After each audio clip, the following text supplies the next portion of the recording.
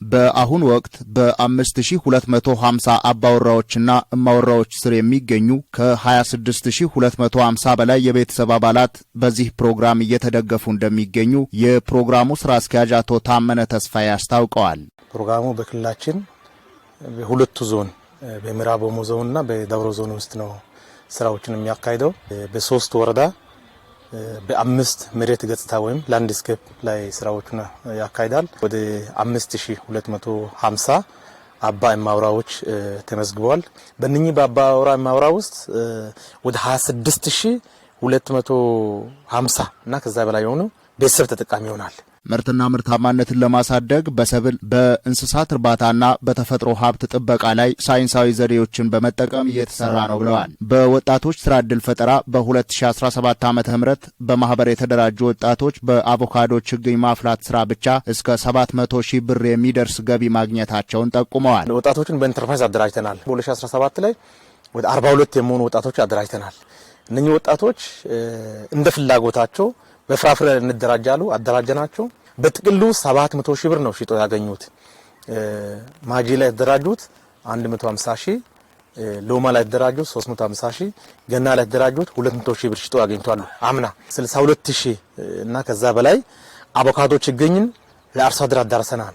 የአርሶ አደሮች የመስክ ትምህርት ቤቶች ቁጥር 42 ከነበረበት ዘንድሮ ወደ 76 ከፍ ማለቱንና 2432 አርሶ አደሮች የዘመናዊ ግብርና ስልጠና ማግኘታቸውን ጠቁመዋል። ከነዚህም ግማሽ ያህሉ ሴቶች መሆናቸውን አቶ ታመነ አስታውቀዋል። አርሶ አደር መስክ ትምህርት ቤት አምና ላይ 2017 ላይ 42 ነው ያቋቋም ነው።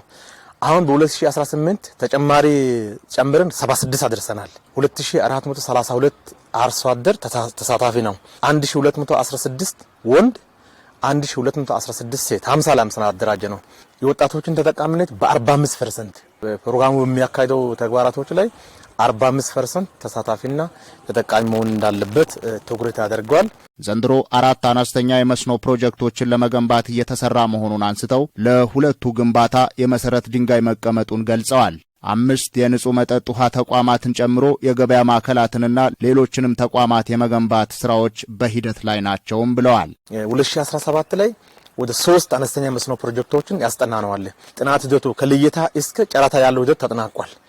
ከዚህ ውስጥ 2ቱ መሰረት ድንጋይ ተቀምጦ ተግባር ተገብቷል። ቀሪው አንዱ ደግሞ በሂደት ላይ ነው ያለውና እሱም በቅርብ ጊዜ ይቀመጣል የሚል እምነቱ አለኝ። አራተኛውን ሰሞኑ ጥናት ሂደቱን ጨርሰናል። በቅርብ ቀን ጨረታ ይወጣል። አራተኛ መስኖ በንጹህ መጠጥ ውሃም ወደ 5 የሚሆኑ ንጹህ መጠጥ ውሃዎችን ጥናቱን ጨርሰናል። የእንስሳት ግብይት ማዕከል አንድ ጥናቱ ተጠናቋል። አንድ መጋዘን ቢያንስ ወደ 5000 ኩንታል የሚይዝ መጋዘን አንድ ጥናት ሂደቱ ተጠናቋል። ሰሞኑ እሱም ወደ ተግባሩ ይገባል። 2 የአትክልትና ፍራፍሬ ግብይት ወይም አትክልትና ፍራፍሬ መሸጫ ማዕከል በተመሳሳይ መልኩ ግንባታዎች ይካሄዳሉ። በ3 ላንድስኬፕ ላይ መለስተኛ የሆነ የመንገድ መሰረት ልማት ጥገና እናካሂዳለን በቅርቡ።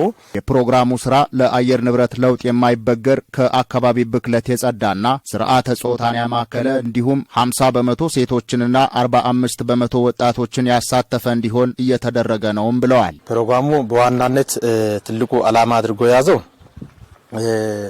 ለአየር ንብረት ለውጥ የማይበገር ግብርና ልማት ስራዎችን በማካሄድ ገቢያቸውን ማሳደግ፣ ምግብ ዋስትናን ማረጋገጥ፣ የስርዓት ምግብ ማሻሻያ ስራዎችን ማስኬድ ነው። በዳውሮ ዞን ገና ወረዳ ባዛ ሾታ ቀበሌ በሾታ መሬት ገጽታ የሚገኙና በአካባቢው በችግኝ ዝግጅት ስራ የተሰማራው ማህበር አባላት የሆኑት አቶ ዘነበ ዳሞሌ፣ ወይዘሮ ከበቡሽ ዶጊሶና አቶ ወርቁ ሸንቆ ማህበራቸው በ2017 ዓ.ም በፕሮግራሙ ድጋፍ ተደራጅቶ የተለያዩ ችግኞችን ወደ ማዘጋጀት ስራ መግባቱን ተናግረዋል። አቮካዶ በ2017 ላይ በፋክት ድጋፍ አዳቅልን 200 ሺህ ብር በመግቢያ አመት አገኝተናል።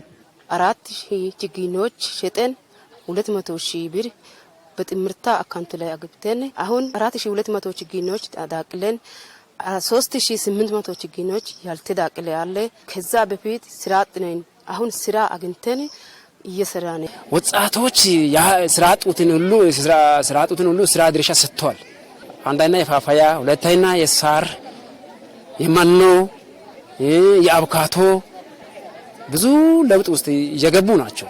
በአቮካዶና በፓፓያ ችግኝ ዝግጅት እንዲሁም በሙዝ ምርት፣ በንብ ማነብና በከብቶች መኖ ሳር ልማት ከ1.5 ሚሊዮን ብር በላይ ገቢ ለማግኘት ማቀዳቸውን አስታውቀዋል። አጠቃላይ 8 ችግኞችን ዘንድሮ ሽጠን 800 ሺህ ብር ለማግኘት ዝግጁ ነን። ከአቮካዶ ያላነሰ የከብቶች መኖን ለመሸጥ የተዘጋጀነን። ወደ 3000 የሚሆኑ ፓፓያ ዝርያዎችን ተክለን በማብቀል ላይ እንገኛለን።